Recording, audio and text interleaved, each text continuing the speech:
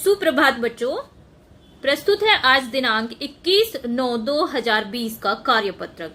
यह कार्यपत्रक हमारी पाठ्यपुस्तक क्षितिज भाग 2 के मानवीय करुणा की दिव्य चमक नामक पाठ पर आधारित है, जिसके लेखक सर्वेश्वर दयाल सक्सेना जी हैं। आइए कार्यपत्रक पढ़ने से पूर्व जान लेते हैं लेखक का संक्षिप्त जीवन परिचय।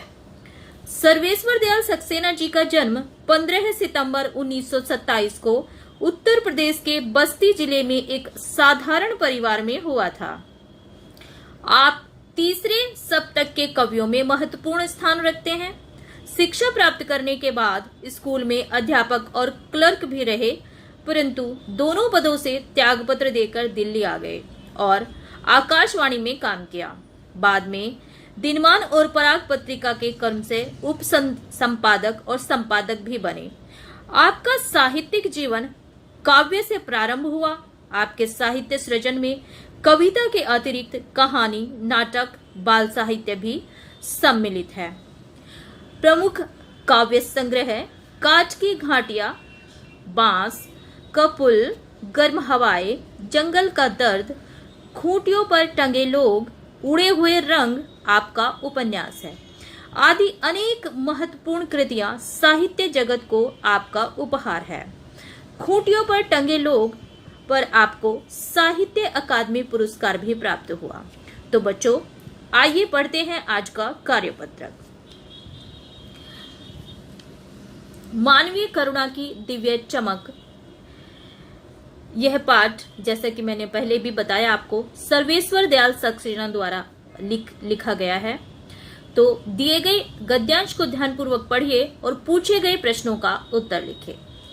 बच्चों, मानवीय करुणा की दिव्य चमक पाठ, जैसा कि सर्वेश्वर दयाल सक्सेना जी द्वारा लिखित एक संस्मरण है और संस्मरण स्मृति अथवा यादाश्त पर आधारित लेखन होता है, जिसमें लेखक अपनी स्मृतियों अर्थात यादों के आधार पर किसी व्यक्ति अथवा घटना का वर्णन करता है और इसके माध्यम से वह व्यक्ति या घटना हमारे सामने चित्र की भांति साकार हो जाती है। इस पाठ में लेखक ने बताया है कि फादर कामिल बुल्के बेल्जियम के रेम्स चैपल शहर से एक ईसाई धर्म प्रचारक के रूप में भारत आए थे, परंतु उन्होंने इस देश को अपनी कर्म भूमि बनाया और यहीं के होकर रह गए। फादर कामिल बुल्के ने हिंदी भाषा के विकास और प्रचार प्रसार में बहुत ही महत्वपूर्ण योगदान दिया और हिंदी भाषा को समृद्ध करने के लिए इनके द्वारा लिखे गए शब्दकोशों का महत्वपूर्ण योगदान रहा है। इस पाठ में लेखक ने उन्हीं फादर बुल्के के स्वभाव और व्यवहार का वर्णन करते हुए मानवीय करुणा की दिव्य चमक कहा है। लेखक का मानना है कि जब तक राम कथा है, अर्थात राम जी की कथा है, इस विदेशी साधु को हमेशा याद किया जाएगा तथा उन्हें हिंदी भाषा और बोलियों के अगाध प्रेम का उदाहरण माना जाएगा। तो बच्चों, आइए पढ़ते हैं इस गद्यांश पर आधारित कुछ प्रश्न जिनका हमें उत्तर देना है। पहला प्रश्न है, संस्मरण से आप क्या समझते हैं? तो बच्चों, जैसे कि हमने गद्यांश में पढ़ा है कि संस्मरण स्मृति अथवा यादों के आधार पर किसी व्यक्ति, घटना आदि का वर्णन करना होता है। इसके माध्यम से वह व्यक्ति या घटना हमारे सामने चित्र की भांति साकार हो जाती है। तो आइए आगे बढ़ते हैं और पढ़ते हैं अगला प्रश्न।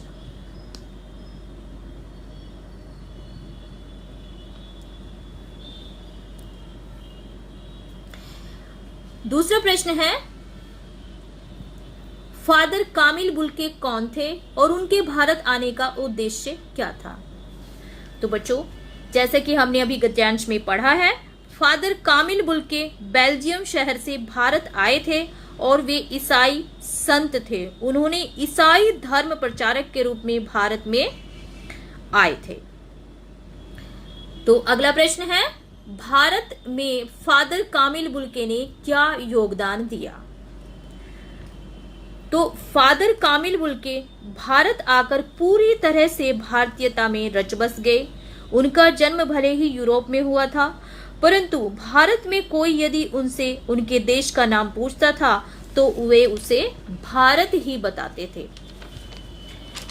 उन्होंने भारत में आकर हिंदी और संस्कृत को पढ़ा ही नहीं, अपितु संस्कृत के कॉलेज में विभागाध्यक्ष भी रहे। उन्होंने प्रसिद्ध हिंदी अंग्रेजी कोश भी लिखा। भारतीय संस्कृति के नायक राम को अपने शोध का विषय चुना और हिंदी भाषा का प्रचार प्रसार किया। वास्तव में वह भारतीयता के अभिन्न अंग थे, इसलिए उनके योगदान को भुलाया नहीं जा सकता। तो प्यारे बच्चों, अगला प्रश्न है प्रश्न 4, जो कि एक गतिविधि है और इस गतिविधि में देखते हैं आइए हमें क्या करना है। आपके जीवन में भी कोई न कोई ऐसा व्यक्ति आया होगा जिन्हें आप याद करके खुशी महसूस करते होंगे। उनके बारे में अपना संस्मरण लिखिए। जैसे कि आपको पता है संस्मरण का अर्थ होता है याद। तो बच्चों, आपको भी कोई ना कोई अपना ऐसा अनुभव लिखना है कि आपके जीवन में कोई ऐसा व्यक्ति आया है जिसके बारे में आप आज तक नहीं भूले हैं। कोई ना कोई ऐसी घटना उससे जुड़ी हुई जो आपके जीवन में अभी भी स्मरणीय है, याद है आपको।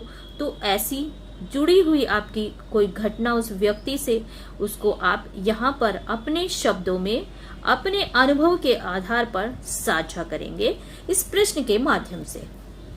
आशा है कि आपको आज का कार्यपत्रक भलीपूर्वक समझ आ गया होगा और आप इसको कर सकते हैं। तो आज के कार्यपत्रक में इतना ही। मैं मिलती हूँ आपको अगले कार्यपत्रक में। तब तक के लिए स्वस्थ रहिए और पढ़ते रहिए।